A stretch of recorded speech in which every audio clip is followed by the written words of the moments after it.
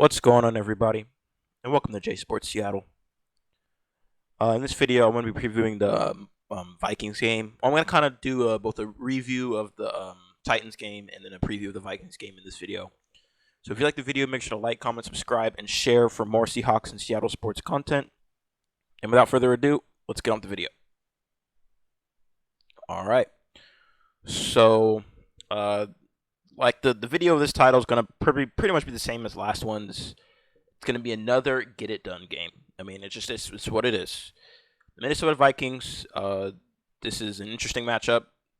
Just only the reason being because Sam Darnold was the quarterback of the Vikings last year, led them to a 14-win season. Had a bad past couple games of the season, lost in the first round of playoffs, and then now he's here. So this is a revenge game for Sam Darnold, and I'm sure he's willing to take advantage of the fact that we are not even facing the guy that the Vikings, let Darnold go for, J.J. McCarthy.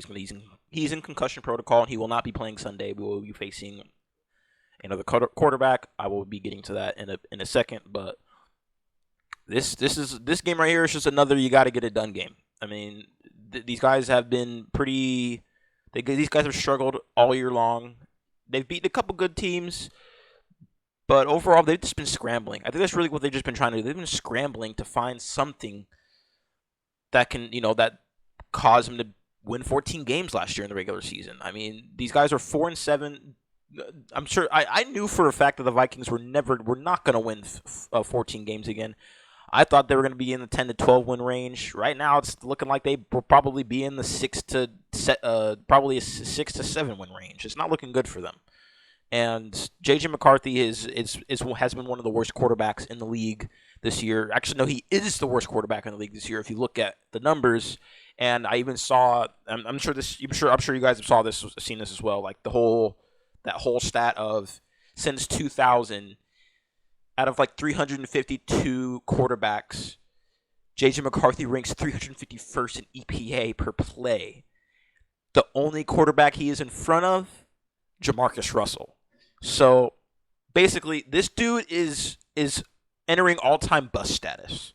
Obviously, he's not a first overall pick, but he was a top 10 pick. He was a 10th overall pick last year, and he is stinking up the joint horrendously right now. And right now, he is trending towards a massive bust, and it's not even the end of the second year. Normally, you don't want to write off a quarterback within his first couple of years, sometimes even not even his first 3 years. And in very rare cases, you usually don't wait until after his rookie contract is up, until he's really gotten more years in the league and more experience to really see, has this guy improved? Is he really ready for the NFL? That's not the case for J.J. McCarthy. J.J. McCarthy looks like it looks like he's the one seeing ghosts out there. And it looks like he just does not know what he's doing. He's not ready to be an NFL quarterback. And the Vikings, I don't know why they decided that was a good idea. They decided, hey, maybe if we just sit him for a year after he had that knee injury under Darnold and let Darnold ride this, we ride Darnold this season. And then, boom, Darnold 2.0. No, that's not how football works. And the Vikings front office apparently was not privy to that, and now they're struggling. They're 4-7. So, again, just talking about their situation, going back to the game itself, you have to get it done.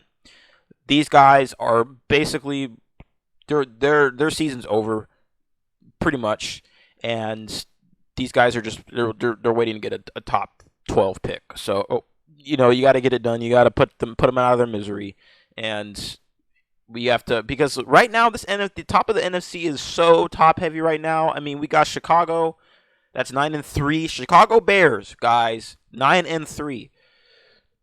Excuse me. You got Green Bay at 8-3-1. You got Detroit that's still in the mix for playoff contention. Obviously, we got the Rams that are leading the division. We got the Niners on our tail. There's others. The Eagles, who just took an L to the Bears. The Cowboys are starting to show some life.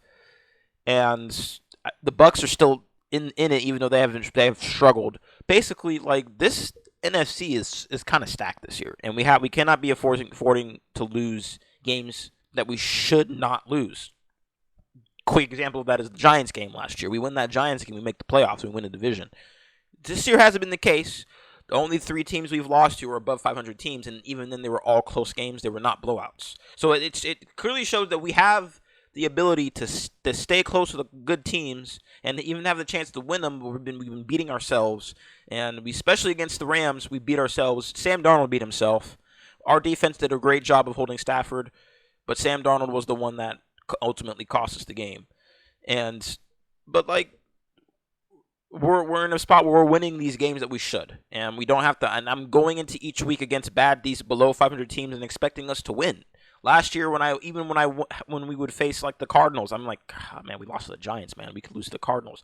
Not this year. Not this year. We've taken care of business against every below 500 team, I believe. Because the only 3 teams we have lost to are the Niners, who are above 500, the Bucks, who are above 500, and the Rams, who are above 500. We've been taking care of business against bad teams, which is what you're supposed to do as a good team. So, for all the people that are saying, "Oh, well, we've only faced bad teams," well, what do you want us to do? Do you want us to not beat the bad teams? Like, it's a pretty bad fallacy to be saying. But anyway, yeah, like, this defense is pretty good, actually. So you can't underestimate their defense. Their offense is the thing that's been struggling, but their defense is actually not bad. Because they got Brian Flores as their defensive coordinator, and he's a really good defensive play caller. So, you gotta take care of business and try not to turn the ball over. I know. But the thing is Darnold, he's faced this defense. He faced this defense all in practice last year when he was with the Vikings. So I'm sure he'll pick up on Flores' tendencies. But I'm sure Flores will do the same with Darnold. It's gonna be a pretty good chess match on Sunday, at least with that between those two. So, but we got to run the ball. JSN, man. Oh, crap, man. Hold up. I got to talk about JSN. Like, this dude, he legitimately may do it, man. He may hit 2K. He legitimately may hit 2K. This dude is trending to be not just one of the best Seahawks receivers of all time. After this year, he's pretending to be one of the best receivers of all time. I think he's going to be the best Seahawks receiver of all time when it's all said and done. And I do think that if he continues playing like the way he is, obviously I don't think, like, if he does reach 2K this year, he's not going to do it again. That's because the last person to do that was freaking Calvin Johnson, Megatron, and no one's done it since. So if he were to do this year, he's entered potential Hall of Fame talks already in his 3rd year. Obviously, future Hall of Fame, not now, but he will potentially be a future Hall of Famer. And he already broke DK's record with 6 games in the season remaining. The DK season, the franchise season single record for receiving yards, he broke it, and he still has 6 more games to go, and he needs 687 more yards to get to 2,000. I think it's very doable. It is extremely doable. In order for him to do that, he'd have to average less than 100 yards per game, which it's very doable because he's averaging nearly 120 yards per game.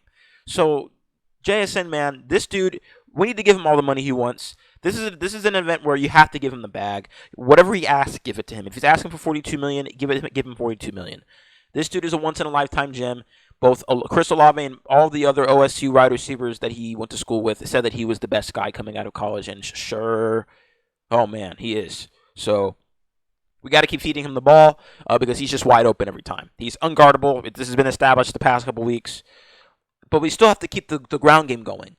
The past few weeks, this ground game has gone. The past, I think, 3 straight weeks, we have rushed for 100 or more yards on the ground. We have to give Kenneth Walker and Zach Charbonnet more touches. We need to. And I saw that we signed Cam Akers to the practice squad. We pull him up because there's George Holani is out, I believe. I think he's going to get elevated. So we'll have Cam Akers elevated. We're going to have a pretty nice trio in our running back room. Cam Akers, he hasn't really had a good career relative to his draft selection, but he's a Super Bowl champion and he's a veteran. So he's been in this league, and we could use a veteran presence in this locker room. Even though K9 and Charbonnet are veterans, Cam Akers is more of a veteran. So that's the reason why I think that was a good signing and a good pickup. And I think we'll be looking good. But I'm going to move on to the injuries for both teams. So for us, like I said, George Jelani, he's out. He had a hamstring injury, so there's a chance. I think that's probably means that Cam Akers will be elevated. Some news: Riley Mills, our 5th-round pick from this year, he has been officially, designated for return, and he's in that 21-day practice window, which is amazing because I think he's like less than a year removed from an ACL tear. So that's really good to see, and there is a very good chance that he will be playing before the end of the season. So and he was really, really good when he was at Notre Dame. So I think having him on that D-line will definitely help boost that D-line, who is already dominant, one of the best defensive lines in the league. I think that'll help boost him because I think his size and his strength will definitely help, even as a rookie. Ty Okada, he's questionable with an oblique injury. Julian Love, he's still in IR, and why am I spacing? Mike said that he won't play this week, but he's trending towards a next return for next week. But Ty Okada, he's questionable. Also, we reunited with a good old fella, Quandre Diggs, back with the team on the practice squad. I think he's probably going to get elevated, assuming, just due to this fact that Ty Okada, who's our third string, I think he's our third string safety, he's hurt. So he's probably going to get elevated because we'll need him. That's great to have him back. It's a great veteran presence to have in this locker room. He's been with this team. He knows this team. And he was with Denard Wilson in Tennessee. And Denard Wilson runs some stuff similar to Mike McDonald. So, I think he may be able to pick up on some of those things and do honestly okay for us. I'm not going to say he's going to do well. I just think he'll be serviceable, which is all we ask for, especially since with all these injuries that we're having in the safety, in the secondary. So, but going on to the Vikings, like I said, J.J. McCarthy is out. We'll be facing a quarterback in his NFL debut, Max Brosmer, I believe. So he was an undrafted free agent, and yeah, so that's the reason why this is even more of a gotta-get-it-done game, because we're facing a quarterback that's making his NFL debut, so there's no excuses. And then Donovan Jackson, their guard, is out. I think he's a starter, so that's a massive blow to the interior offensive line that's just been sucking the past couple seasons for the Vikings. Questionable is Christian Darrisaw. He was a limited participant, and apparently it's looking like even if he does play, he's going to be labored, and he may not even play the whole game. But the rest will probably end up playing, and like Greenard and Josh Metellus, or Mateus, excuse me. So, but this is a chance like we have shown that we can separate ourselves from these past couple of Seahawks seasons. We have a really good chance of going 9-3 on the season, and really just putting our foot on the gas, because next week we also faced. Do we face the Panthers? No, we don't face the Panthers next week. I think that's the week 16 or week 17. Let me go, because I know we face another below 500 team. We face the Falcons, and the Falcons are also just struggling, and we got to take care of business there. So, and then we got back-to-back games against above 500 teams in the Colts and the Rams. We have a pretty hard last 4 games, because we got to face the Colts, Rams, Panthers, Niners. So, all of which are 500 or above as of the making of this video. So, you got to get it done, and we'll see what happens. But I do think that this is a game where, we got to blow them out, and because we're as healthy, outside of missing like Jaron Reed and Julian Love, we're as healthy as we possibly can be. Uchenna's playing. All the people that were on the like Zabel's playing, Charbonnet's playing, Walker's playing. No, they didn't have a injury designation, so I would assume they're playing. The only 3 people that are playing or that are either questionable or out are Alani, Mills, and Okada, and all those guys are backups. So we basically have all of our starters in. So it is no excuses. But I do think we will get it done handedly. We have done it so many times against bad teams this year, so I would think that we would continue that trend. So we have the cars are lining up for us pretty well.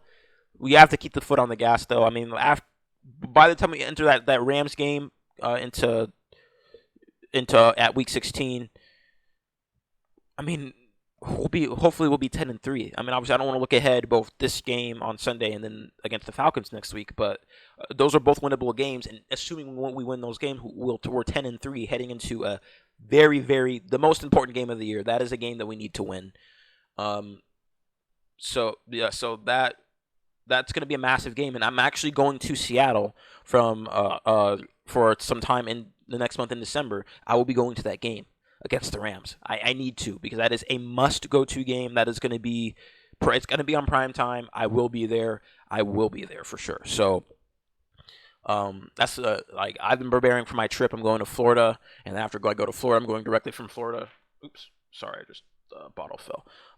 From where I'm going to Florida to Seattle, so I'm going in. I'm going to see these guys, man. I'm going to see probably the biggest game for the Seahawks for the past 5 years, honestly, because this is a chance for us to really, if we win this game against the Rams, we could really have a chance of winning the division. So we need to we got to keep winning the games that we have in front of us, which we have, and I'm sure we'll keep that trend. So, but yeah, I think that's all I have for this video. If you like the video, make sure to like, comment, subscribe, and share for more Seahawks and Seattle sports content.